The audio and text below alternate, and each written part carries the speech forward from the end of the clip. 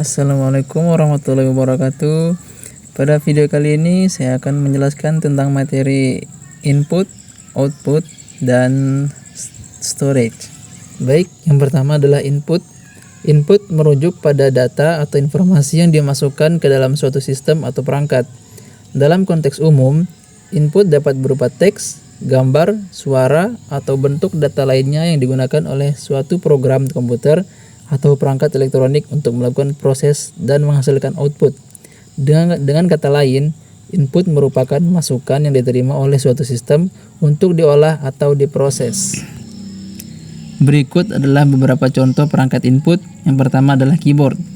Ketika Anda mengetik di keyboard, huruf dan angka yang Anda ketik adalah inputan ke komputer. Dan selanjutnya yang kedua adalah mouse. Gerakan dan klik mouse adalah bentuk input yang digunakan untuk mengontrol kursor dan memilih objek pada layar. Dan yang ketiga adalah mikrofon. Ketika Anda berbicara di mikrofon, suara Anda menjadi input yang dapat direkam atau diproses oleh komputer. Selanjutnya adalah output. Output adalah hasil atau keluaran yang dihasilkan oleh suatu sistem atau perangkat setelah memproses input. Ini bisa berupa informasi, data, tindakan, atau respon sesuai dengan operasi yang dilakukan oleh sistem tersebut. Output seringkali merupakan hasil dari transformasi atau manipulasi input oleh suatu program komputer atau perangkat elektronik. Sebagai contoh, dalam konteks pencetakan dokumen, output adalah kertas yang tercetak dengan teks atau gambar yang sesuai dengan apa yang diminta oleh pengguna. Berikut adalah beberapa contoh dari output. Yang pertama adalah komputer. Komputer menampilkan gambar, teks, video, dan informasi visual lainnya kepada pengguna. Selanjutnya ada speaker.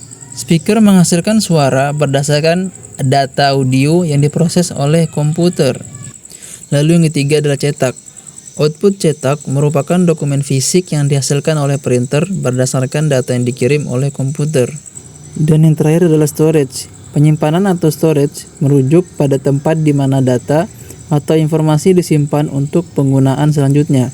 Ini bisa mencakup berbagai perangkat dan teknologi seperti hard drive, SSD atau solid state drive, USB drive, cloud storage, dan lainnya. Fungsi penyimpanan adalah untuk menyimpan file, program, dan data lainnya sehingga dapat diakses atau diproses kembali di kemudian hari.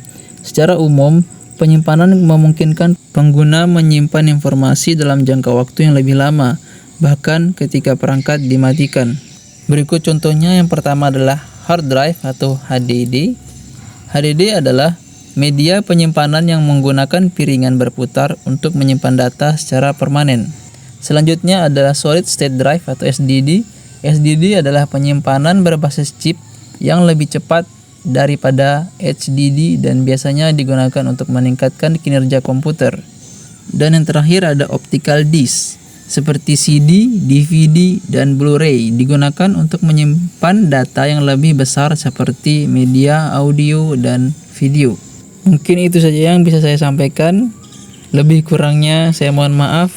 Terima kasih. Wassalamualaikum warahmatullahi wabarakatuh.